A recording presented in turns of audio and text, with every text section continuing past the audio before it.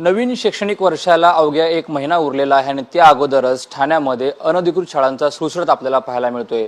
ठाणे महानगरपालिकेने जाहीर केलेल्या यादीमध्ये 58 टोटल अनधिकृत शाळा आहेत। त्यापैकी सगळ्यात जास्त शाळा कळवा, मुंब्रा, दिवा या भागामध्ये आहेत। याबद्दल बोलण्यासाठी आपल्यासोबत भाजप आमदार आहेत निरंजन डावखरे, त्यांच्याशी बातचीत करणार आहोत। अनधिकृत शाळांचा सुळसुळाट आपल्याला पुन्हा पाहायला मिळतोय, कशा प्रकारे कारवाई होईल, काय तुमची भूमिका असणार? मुळात आपण खरं तर समजून घेतलं पाहिजे की हे ज्या अनधिकृत शाळा आहेत ह्या उदयाला कशा येतात। कारण ज्या तिकडे एक सामाजिक गरज असते, ज्या तिकडे आर्थिक परिस्थितीमध्ये लोक झगडत असतात, त्यांना त्यांच्या मुलांना शिकवण्यासाठी ज्यावेळेस ज्या शाळेची गरज पडते त्यावेळेस या अनधिकृत शाळा जन्माला येतात। आणि त्याच्यामुळे आपल्याला या शाळांना ज्यांनी या मुलांना शिक्षण देतात, आपलं पूर्ण शैक्षणिक व्यवस्था जी आहे त्याचा केंद्रबिंदू हा विद्यार्थी आहे। त्या विद्यार्थ्याला चांगली शैक्षणिक सुविधा भेटली पाहिजे या उद्देशाने आपण आता जे कायदे बनवलेत हे त्या दृष्टिकोनाने आहेत। तर त्याच्यामध्ये या कायद्यांमध्ये राहून या संस्था आहेत ज्या चालत आहेत यांना आपण कसं संरक्षण देऊ शकतो, त्याचबरोबर विद्यार्थ्याला चांगलं दर्जाचं शिक्षण भेटलं पाहिजे। कारण आपण बरेचदा बघितलेत की अनधिकृत शाळांमध्ये प्रोटोकॉल ते तिकडे पाळले जात नाहीत।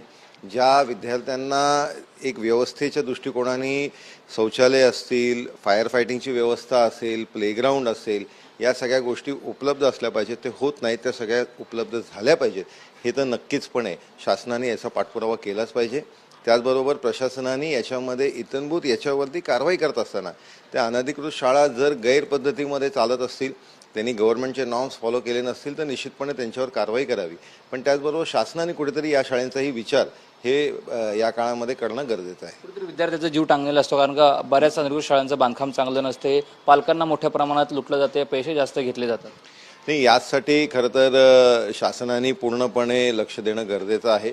कुठलीही शाळा जी अनधिकृत पद्धतीमध्ये चालत असेल, त्याच्यामध्ये प्रोटोकॉल्स फॉलो होत नसतील, त्याच्यावरती तर निश्चितपणे कारवाई केली पाहिजे। पण त्याचबरोबर जे अनाठायी फीज शाळा वाढवत आहेत त्याच्याबद्दलही शासनाने कारवाई ही सातत्याने करते। याच्यामध्ये लोकप्रतिनिधी म्हणून आम्हीही दक्ष असतोच आणि याच्यामध्ये वारंवार ज्यावेळेस पालक आमच्याकडे येतात त्यावेळेस या संदर्भातली कारवाई शासनाने करावी याची मागणी आम्ही करतो आणि शासन याच्यावर योग्य ती कारवाई पण करत असतं।